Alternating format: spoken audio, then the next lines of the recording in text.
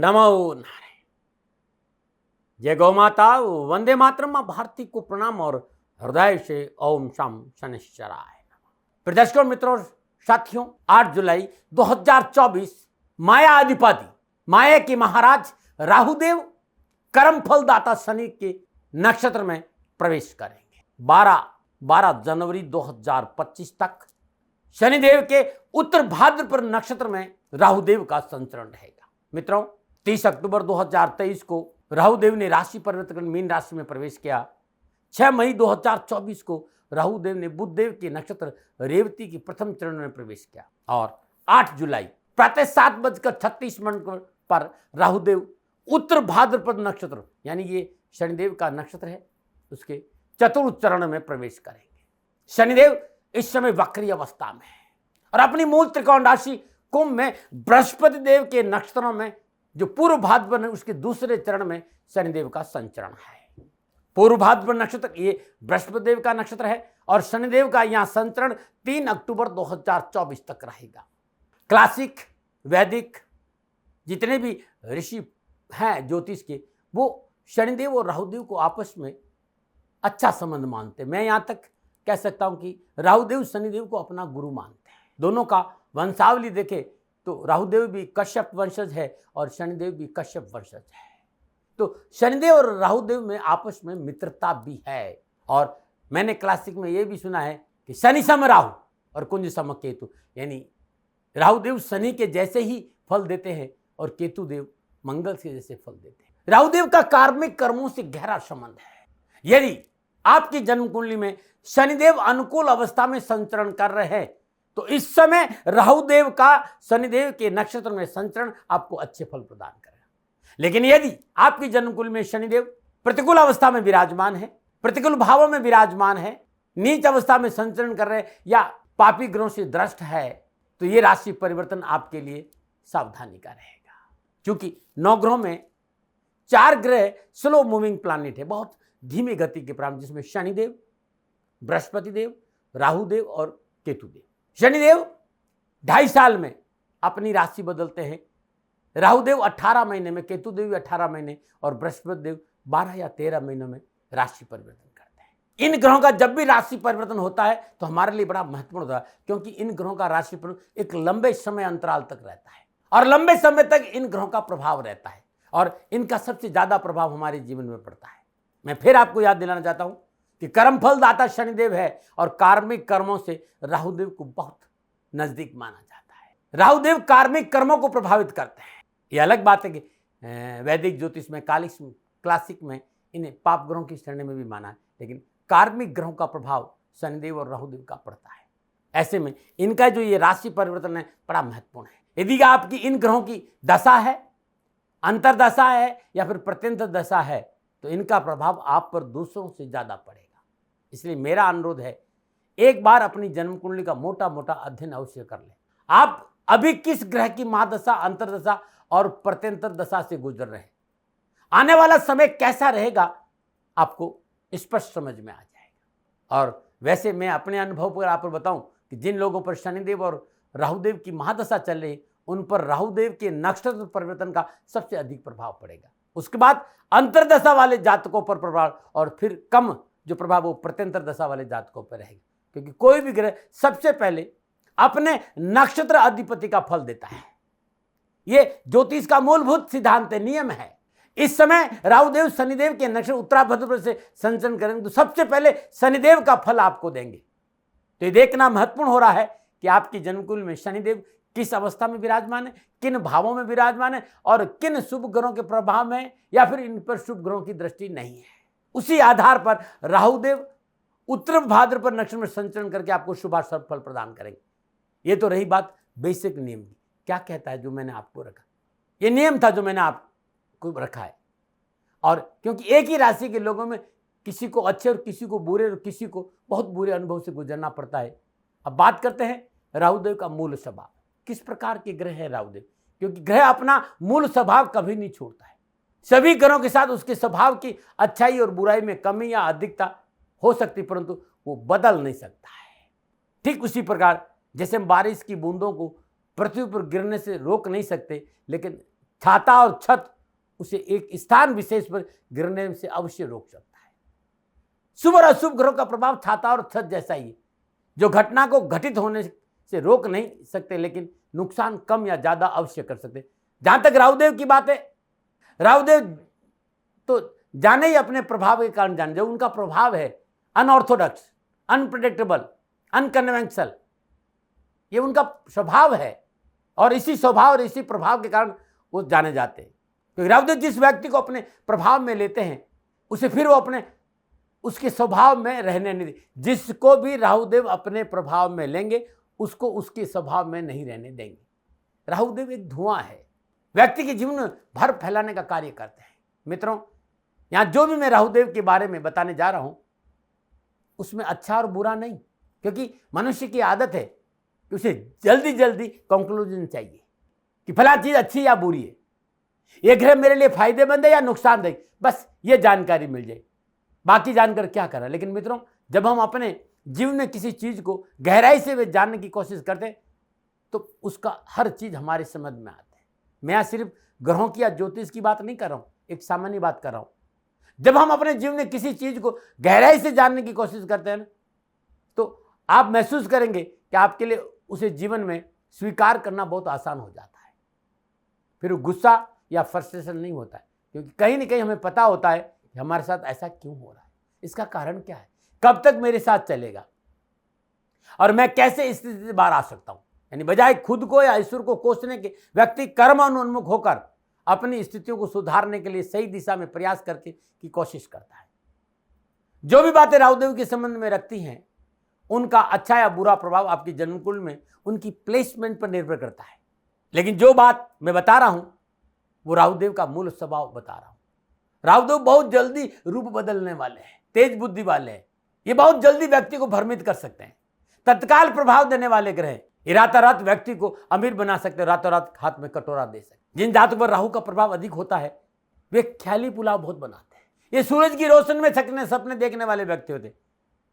ऐसे व्यक्ति को वैष्णव की ओर इजीली से ले जाया जा सकता है। राहुदेव से प्रभावित एक व्यक्ति ऐसा भी हो सकता है कि किसी तरह की बुरी लत, अवैध गतिविधियां, जुआ, नशा आदि में लिप्त हो जीवन व्यतीत कर रहा हो। दूसरी तरफ राहुदेव से प्रभावित दूसरा व्यक्ति ऐसा भी आपको मिल सकता है जो वर्तमान समाज की रूढ़ियों को दरकिनार करते हुए क्रांति फैलाने का काम कर सकते, क्योंकि राहुदेव लीक पर नहीं चलते। राहुदेव का काम है व्यक्ति से दूसरों से अलग दिखना। अब वो अलग दिखाना अच्छा होगा और बुरा होगा, ये आपकी जन्म कुंडली में प्लेसमेंट पर निर्भर करे। राहुदेव कैसे प्लेसमेंट है और उन पर दूसरों ग्रहों का कैसा प्रभाव है, और यही है ग्रहों के स्वभाव और प्रभाव की बात। राहुदेव का एक स्वभाव यह भी है डिस्टर्बेंस पैदा करना। राहुदेव के ये राशि परिवर्तन, ये नक्षत्र परिवर्तन, कुछ डिस्टर्बेंस भी आपको अपने जीवन में देखने को मिल सकती है, लेकिन भाव के अनुसार सभी राशियों के लिए अलग अलग फलादेश हो जाएगा। तो आइए बात करते हैं राशियों के बारे में कि 8 जुलाई 2024 से 12 जनवरी 2025 तक राहुदेव का कर्म फलदाता शनिदेव के नक्षत्र में संचरण का हमारे ऊपर क्या प्रभाव रहेगा।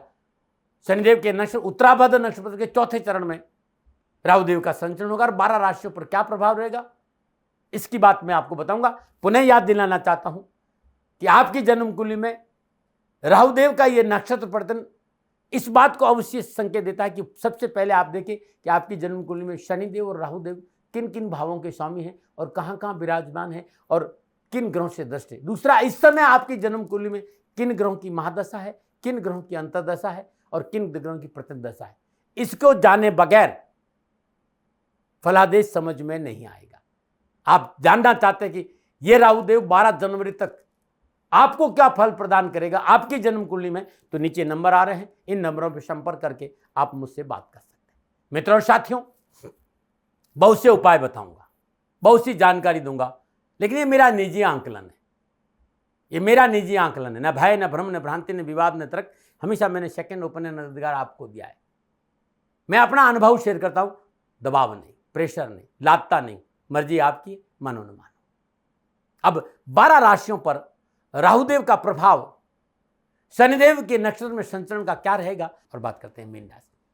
मीन राशि वालों को राहुदेव लगन भाव में मीन राशि में उत्तराभाद्र नक्षत्र के चौथे चरण में संचरण करें। लगन आप स्वयं है, आपका व्यक्तित्व, आपकी हेल्थ है।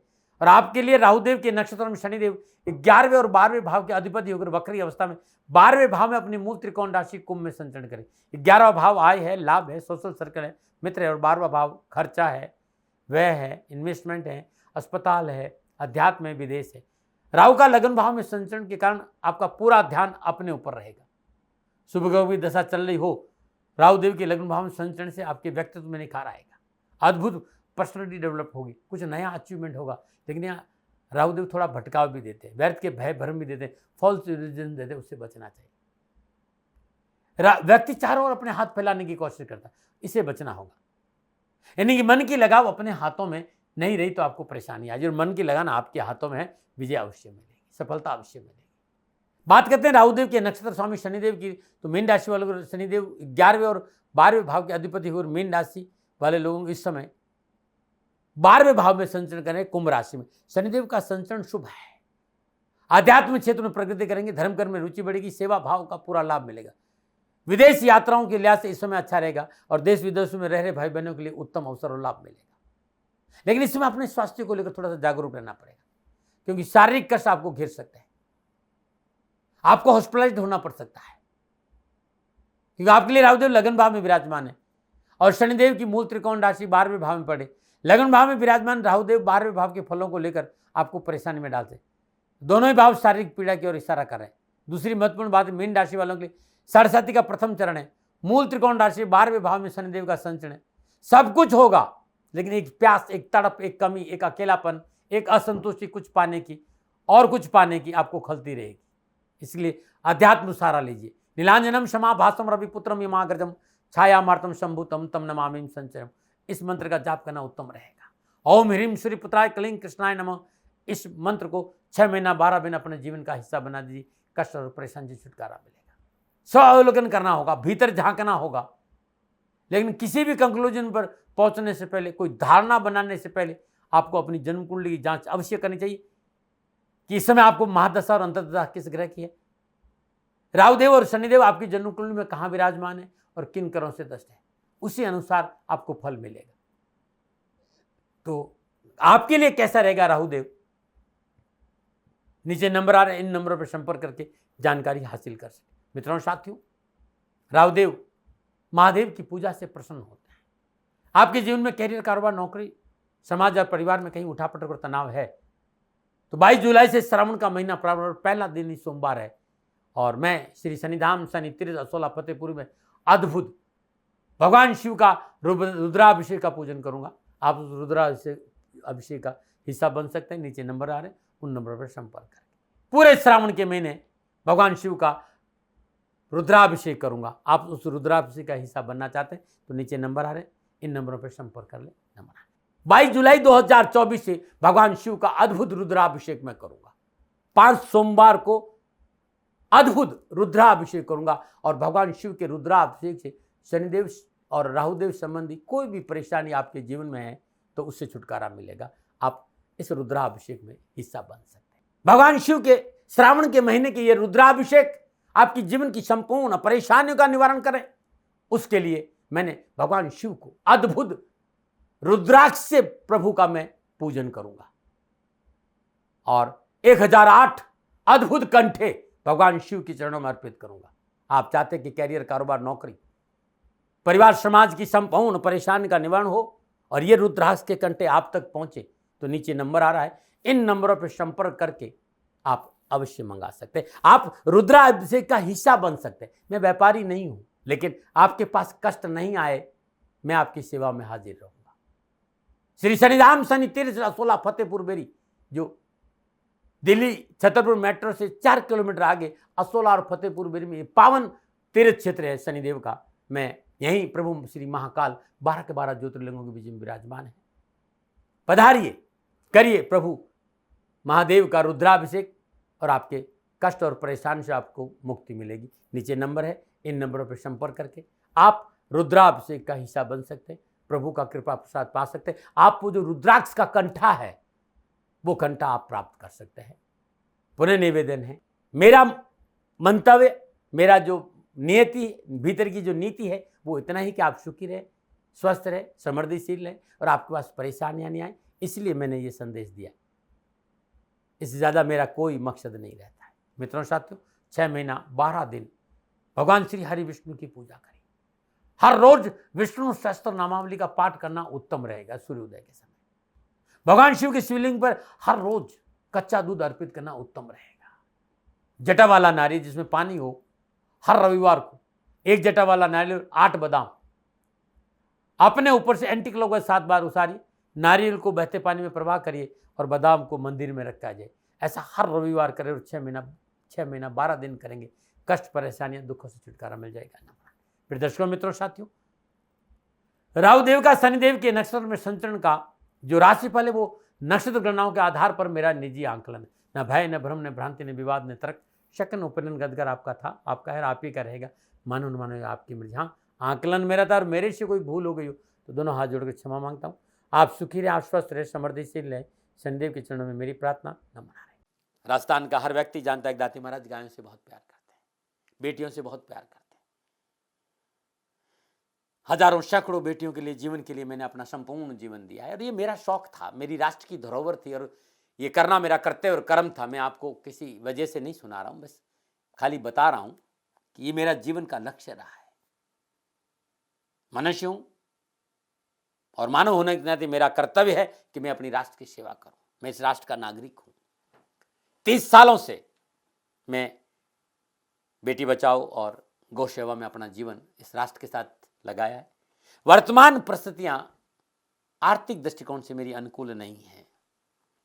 धन नहीं मांग रहा हूं कि मुझे आप पैसे दीजिए, नहीं, पहले भी कभी नहीं मांगा और अब भी मैं नहीं कह रहा हूं और ये मेरा अहंकार नहीं है, क्योंकि धन को लेकर मैं राष्ट्र के सामने कभी नहीं आया था।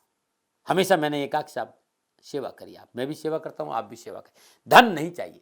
लेकिन वर्तमान में जो आर्थिक परिस्थिति है वो मेरे को ये कहने के लिए मजबूर कर रही है कि सन्निधान गौशाला की गायें दुखी नहीं रहे, इसके लिए मुझे आपका सहयोग चाहिए और सहयोग के लिए मैं स्वयं आपके साथ खड़ा हूं, आपकी समस्याओं के समाधान के लिए। भाई, आप अपनी जन्म कुंडली का अवलोकन कराना चाहते हैं, आप अपनी जन्म कुंडली बनाना चाहते हैं, आपको बहुत सी चीजों की जानकारी चाहिए, तो मैं आपके साथ खड़ा रहूंगा, पूरे साल खड़ा रहूंगा, जब तक जीऊंगा तब तक खड़ा रहूंगा। नंबर आ रहा है, इन नंबरों पर संपर्क करिए, आप मेरे से बात करिए, लेकिन इसकी एवज में गायों के लिए चारे की व्यवस्था कर लीजिए। और इसीलिए मैंने कहा था कि भाई थोड़ा दिन इस समय मैं परेशानी में हूं और मेरी गायें चारों को लेकर थोड़ी सी परेशान हैं। ऐसा हृदय से आया, लोगों ने कहा कि राष्ट्र आपसे प्यार करता है दाती महाराज, एक बार निवेदन करिए। तो मैं दान नहीं मांग रहा हूं, फिर भी मैं अभी भी मेरा ये अहंकार नहीं। साथियों, मेरा राष्ट्र सर्वोपरि है। मैं ये नहीं कह रहा हूं, मैं ये कह रहा हूं मैं परिश्रम करूंगा आपके लिए और परिश्रम के एवज में गायों के लिए चारे की व्यवस्था करिए। शनि भगवान आपकी रक्षा करे और आपका जीवन सदा खुशियों से भरा रहेगा, ऐसा मेरा निवेदन। और वे लोग जो सक्षम है, सामर्थ्यवान है और जिन्हें दाती महाराज के ज्योतिषीय समाधान की आवश्यकता नहीं, तो उनको मेरा प्रणाम, क्योंकि बहुत से लोगों को मैंने देखा है पिछले 1 महीने में लगभग 20 से 25-50 लोग ऐसे भी हैं जिन्होंने सन्निधान गौशाला में 2100 रुपया चारा कर दिया है। मैं उन सब के प्रति अपना आभार प्रकट करता हूं और यह सहयोग मैं जीवन भर याद रखूंगा। मित्रों, समय ऐसा है कि मेरी परिस्थिति आर्थिक दृष्टिकोण से अनुकूल संकेत नहीं दे रही है, इसलिए मैंने राष्ट्र से कहा कि सन्निधान गौशाला में परेशानी नहीं चाहिए। सरकार सपोर्ट कर रही है, अपनी सीमाओं में रहते हुए जो सरकार करती है, लेकिन उससे पूरा नहीं पड़ता है, ये आप भी जानते हैं। शासन की अपनी एक सीमा है और अपनी मर्यादा है और शासन के पास और बहुत से काम है। लेकिन फिर भी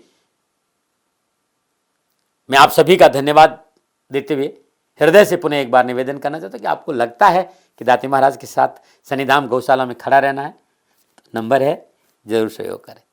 मेरा कोई दबाव नहीं है, प्रार्थना थी। ओम नमो नारायण। ओम नमो।